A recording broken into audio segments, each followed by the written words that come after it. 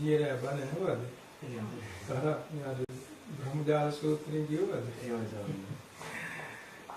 පෙරේදා න්යායය ඇවිල්ලා මම මතක් කළා ඉගෙනගෙන ආරාධනයක් තියෙනවා සුදුසුකම් පත් කරන්න කියලා. එනම් හොඳට බණ කියන හැබැයි වේගවත් කියනවා. වචන අල්ලගන්න අමාරුයි. නමුත් අර පටිගත කරගෙන ගත්තා නම් නැවත නැවත අහන්න පුළුවන්. දීර්ඝ වණක සමනස් නමෙන් දෙකක් කිව්වා. දෙකටයි කියන්න බෑ ඒවනේ. ඒතරම් දිග සූත්‍රයක්. බොහොම ආශ්චර්ය සූත්‍රයක්. බුදුරජාණන් වහන්සේ දෙසූ දවසේදී පොළොව 62 වාරයක් වම් කරනවා. 62 වාරයක්ම අර බුද්ධත්වයේ ප්‍රතිඥා කළා. ඊළඟට සංගායනා 3ේදී 3 වාරයේ සබ්බිජා පොළොව කම්පා වුණා. ලංකාවේ දීඝභාණක අබේ කියන ස්වාමීන් වහන්සේ ඔය සූත්‍රයේ ඒ කාලේ අනුරාධපුරයේ මේ කේන්ද්‍රස්ථානයේ ලෝවා මහා ප්‍රාසාදයේ දවසක ඒ දේශනාව කරනවා. ඒකන ආශ්චර්යයන් පුදුම බලගත් දේශනාව. දීඝනිකා මුලටම තියෙන මේ සූත්‍රය. සූත්‍ර පිටකේ පළවෙනි සූත්‍රය. ඒ කියන්නේ බුද්ධෝත්පාදයට ආසන්න කාලවල තිබිච්ච ඒක දෘෂ්ටි. දැනුත් ඒවා තියෙනවා. දැනුත් තියෙනවා. දැන් වැඩි. ඒකයි මම එකෙන් ආරාධනා කරන්නේ. සම්මාදිට්ඨිය කියන ඒකෙම එල්දීගෙන ඇත්ත. දැන් බුද්ධ ධර්මයත් ඒක දෘෂ්ටි අතට හරවාගෙන. දැන් මහායාන කියලා එකක්. මහායාන කියන එක උගන්වනවා කියන්නේ මේ ඔක්කොම සියලු බුදුරු ගිහින් ඉහළ තැන ගිහිනවා. ඉතින් දෘෂ්ටියක් සාසත. ඒක තමයි. ඒකනේ අනික ඔක්කොම බුදු වෙන්නත් ඕන ස්ත්‍රී පුරුෂ දෙවොල්ලෝ. ඉතින් ඒවා සාමාන්‍යයෙන් බුදු කෙනෙක් දේශනා කරපුවානේ. ඒක දෘෂ්ටි.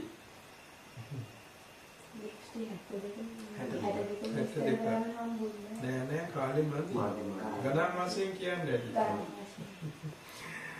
ඒකට තියෙනවනේ දැන් ඔය ජයන්ති පොත්වල දීඝනිකා පළවෙනි සූත්‍රයේ එහා පැත්තේ සිංහලෙන් තියෙනවා. කියවලා තියෙනවා. ඔව්. දැන් අර සරල සිංහලයට පරිවර්තනය කරන්නේ. ඒක අම්මා කියපිලා අම්මා අඬලා මේක හරි. ඒ කියන්නේ අටුවාවද පාලියද? නෑ බෞද්ධ සංස්කෘතිය මධ්‍යස්ථානයේ ස්වාමීන් වහන්සේ සරල සිංහලට පාලි නැතුව. ඒක මේ කෙටි කරලා හදලා තිබුණා. ඒකත් හොඳයි. හැබැයි මේ ඒකට අර කවුද බලංගොඩ මහා නායක ස්වාමීන් වහන්සේ ඉස්සර ලියලා තිබුණ පොතක් දික්සංගිය කියලා සිංහල. අන්න ඒක නම් උගක් වටිනා හොයා ගන්නවා නම් කියවන්නේ. හේතුව උන්වහන්සේ අටුවාවේ තියෙන කරුණුත් එකතු කරලා විස්තර කරනවා. ඒ සූත්‍රයේ පහදා දෙනවා. ස්වාමීන් වහන්සේ අපේ මේ වල්ලි අන්තරාභාවයේ විශ්වාස කරනවා මම දන්නේ. ඔකට පේනවාද අන්තරාභාවය ඉන්නේ? මම මේ ඒ නිසා යාර තේරුම් කරයිද? මේ මේකක් නැහැ කියලා බුද්ධ දේශනාව. ස්වාමීන් වහන්සේ වචනෙන් කියනවා. ඔක ඉතින් දැන් අවුරුදු 81 ඉඳලා තමයි ප්‍රසිද්ධ වුනේ. ඕක හරිම අන්තරාදායක කතාවක්. හේතුව මම කියන්න ඔය දේශනේ මුලින්ම ගුවන් විදුලියට දුන්න ස්වාමීන් වහන්සේ විශිෂ්ට ධර්ම කතිකේ ඒ පිටකෙදි ඥාන සිය ස්වාමීන් වහන්සේ. උන්වහන්සේට තරම් බරපතල දකින්නේ නැහැ. ඕක කියලා ප්‍රතිගත කරලා පන්සලට ගියා විතර අන්තරාවයි. අලුවාසි කියන්නේ අවුරුදු 72ක් වුණා ඇති. උන්වහන්සේගේ ශිෂ්‍යයෙක් හිටියා.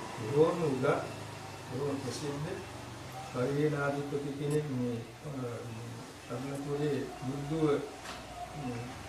බුද්ධ කියන නාමයේ පිළිවෙල.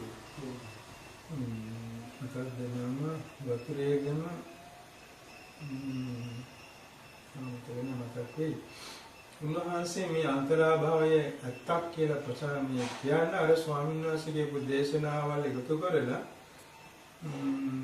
වාක් සූත්‍ර පාඨ උන්වහන්සේගේ අදහසට ගැලපෙන්න තෝරලා පොතක් ලියාගෙන ගියා. මගදීම උමුතු වුණා. ඊට පස්සේ ඒකට ප්‍රතිකාර කරලා සුව වුණා. තව හාමුදුරු කෙනෙක් ඒ බලංගොඩ ඉන්නේ උන්වහන්සේටම ඉන්නවා. ඒ සමනේ සුනන්දු කරවලා ආශ්‍රයා ගියේවුවා. සම්පූර්ණ උමුතු වුණා. සිරිධම්ම කියලා නම.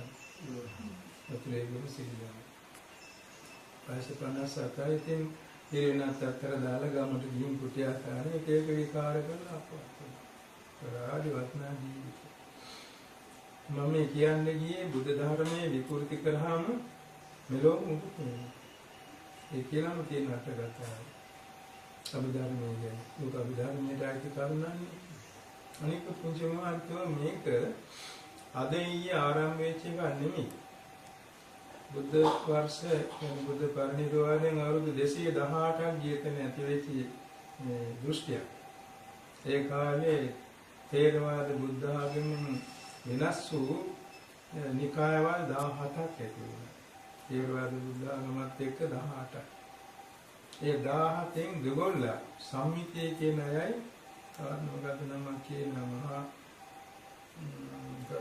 ඒ දෙගොල්ල තමයි මේ අන්තරාභාවයක් තියෙනවා කියලා ඒගොල්ලෝ කියන්න ගත්තේ. ඒ කියන්නේ මනුලොවින් කෙනෙක් කලුරිය කරාම මනුලොවින් යන හැට තමයි. අය ගිහිල්ලා අහසේ පාවෙලි දින 7ක් සමාධියට වැඩියෙන් ඉන්නවා. ඒගොල්ලෝ ගන්ධය ආග්‍රහණය කරන නිසා ගන්ධබ්බ කියනවා. ඒගොල්ලොන්ට රූපකයක් නැහැ. ඔයගොල්ලෝ දෙන්නෙක් සම්මුඛුණාම උන් කතා කරගන්න ඒගෙන් එළිදිනවා. සුදුසුතනක් උපදින්න සොයමින්. ඉතින් එහෙම ගිහිල්ලා සුදුසුතනක් බලාගෙන උපදිනවා. දැන් කෙලින්ම දෙව්ලොවට කෙලින්ම ආපායට යන ඇත්ත කෙලින්ම යනවා. ඒගොල්ලොන්ට අන්තරාභාවයක් නැහැ කියලා.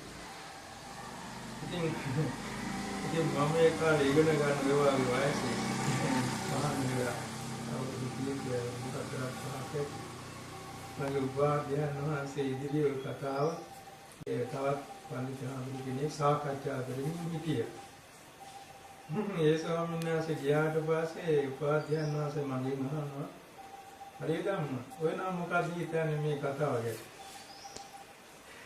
මම කිව්වා ස්වාමීන් වහන්සේ මොයා බලා උපදින්න ඉන්නවා නම් කිසිම මිනිසෙක් අඳගොළු ගිහිලා උපදින්නේ නැහැ. කිසිම කෙනෙක් නීච කුලයක උපදින්නේ නැහැ. කිසිම කෙනෙක් දුප්පත් ගෙදරක උපදින්නේ නැහැ.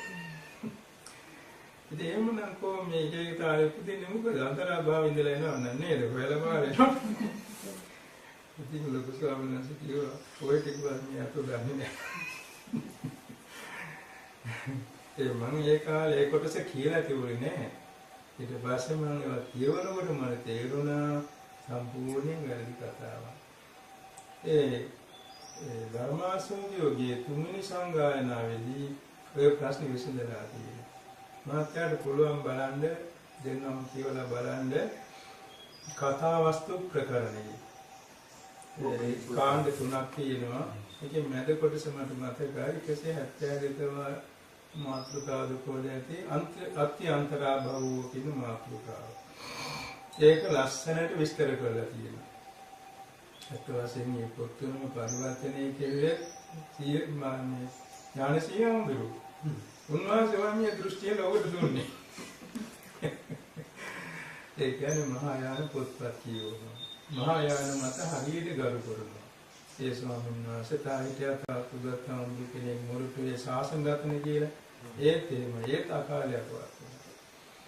ඉතින් මම මේ කියන්නේ ගියේ ඕක දෘෂ්ටිගත වුණොත් ජීවත් වෙන්න වෙන්නේ. බුද්ධ වචනේ තියෙන්නේ අපි උත්පත්ති මරණ කියනවානේ.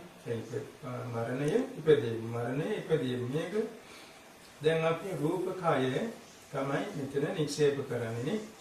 නාම කය චිත්තාක්ෂණේ උපදිනවා බින්දෙනවා. ඒ උපදින බින්දෙන පරම්පරාව හතරක වෙන්නේ. හතරක් වෙන්නේ. මෙලොව චුත වෙනකොට අන්තිම සිත මෙලොව නිරුද්ධ වෙනකොට ඊළඟ භවයක කර්මාරූපව වෙන කෙනෙක් උපදිනවා නෙමෙයි, තමන්ගෙන් උපදිනවක් නෙමෙයි. මේ තිබුණු චිත්ත පරම්පරාවේ කර්ම සත්‍ය නිසා අතන පහළ වුණා. දැන් කියලා තියෙනවා බ්‍රහ්ම ලෝක ඉහළම තැන ඉඳලා යදුනක් දිගපාල උස ඇති සෛලමය පර්වතයක් පොළොවට හෙළුවොත් තත්පරයකට විනාඩියකට යොදුන් 13ක තුනෙන් එකක් පහත වැටෙනවා.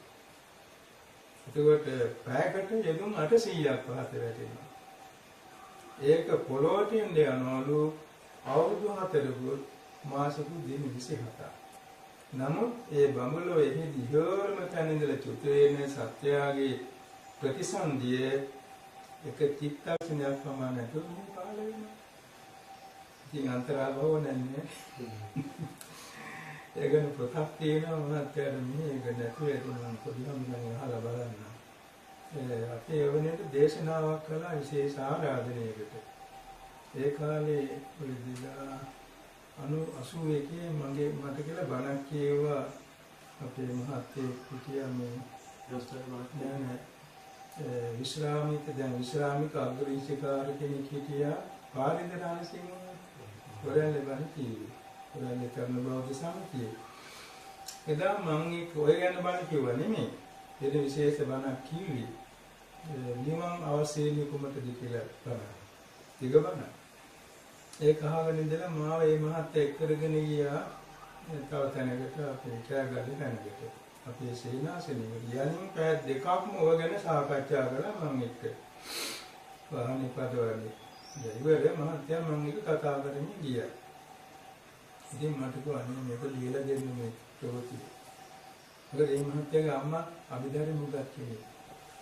ඒ නිසා ඊට පස්සේ කිව්වා කියලා මට ලියන්න ඒ කාලේ ඉන්නේ හරියට වැඩ තියෙනවා. පස්සේ මම පණිවිඩයක් කරේ මම බණක් නම් කියන්නම් මට මේක ලියන්න වෙලාවක් නැහැ. පස්සේ අනේ මට ගෙදර එක්කම යෝගියානේ. බණක් කියව 83 අවුරුද්දේක. දෙහිකුත් විනාඩි 10ක බණ. පස්සේ ඒගොල්ලෝ ඒක ප්‍රතිගත කරලා ඒ ආමුදුරු කෙනෙක් ලියලා ප්‍රතිගත නැවත සුද්ධ කරලා මුදල් කරා. ඊට පස්සේ මම ඒ කාලේ වාද කියන්නේ බුදුසරණේ බුදුසරණ කාපුවට ඇරියා. තවත් දන්න උසස් ස්වාමීන් වහන්සේලාට කැපල් කරලා ඇරියා. බුදුසරණ පත්‍රය ලියවුණා මේ පස්සේ වාදය අවසන්යි කියලා. ඊට පස්සේ අර මහේන්ද්‍ර සේනානායක කියලා ඉන්න නැදිමාලේ මුදුනාලයක් කරන ශ්‍රී දේවි ඒ මහත්යත් මම ඒක ඇවිල්ලා වාදෙට කතා කළා මේ බලංගොඩ මහානායක හමුදුර මෙහෙම කියනවා. පස්සේ මම කිව්වා මහත්වෝ කතා මේකයි මම විස්තර කරන්නේ මෙන්න මේ පොත ගිහින් බලන්නකො. ඒ වගේක කියවලා සම්පූර්ණයෙන් තේරුම් අරගෙන ඒ පොත නැවත අවසර අරන් මුද්‍රණය කරලා බෙදා දුන්නා. ඒ නිසා අනියම් ප්‍රශ්නයක් මහායාන ප්‍රශ්නයක් අපිට බුදු දහමේ පටහැනි ප්‍රශ්නයක් ඒක පිළිගන්න එපා. හේතු කර්ම ඵලය ක්ෂණයකින් අතර නැතුව පහළ වෙනවා. එතන හේතුව තියෙනවා චිත්ත දෙකාස වෙලා ඒ සිතේ ශක්තිය ළඟට පරිසම් දෙනවා.